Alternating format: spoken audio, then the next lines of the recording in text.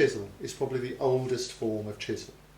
It's a very simple tool made by beating out a piece of metal along its length so it gradually expands. It's thicker at the shank, thinner towards the edge, it's symmetrical across the width of the tool, and it also has a bevel on both sides. This is a very unique sort of profile of the tool, and it differs from your standard carpentry tools such as I have here. The carpentry tool is offset. It often has a bevel on each side depending on whether you're cutting dovetails or not, but the very offset nature makes it asymmetrical and not so fit for purpose for wood carving.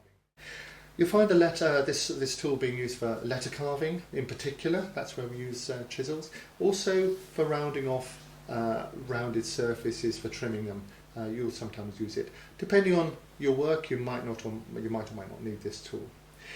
When the end of the chisel is given an angle, it's called a skew chisel or a corner chisel, which points to its main function, which is the corner of the tool.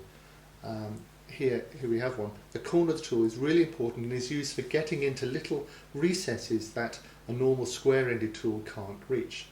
So this angle here, on this tool, this depends on what you want to do, and the tool as you buy it will not necessarily have the angle you want. You will get whatever the maker gives you. So you may well need to adjust this angle here. In fact, the corner is so important that sometimes you can create tools, such as this one here, that has a very extreme angle because we've ground out here the back of the edge here.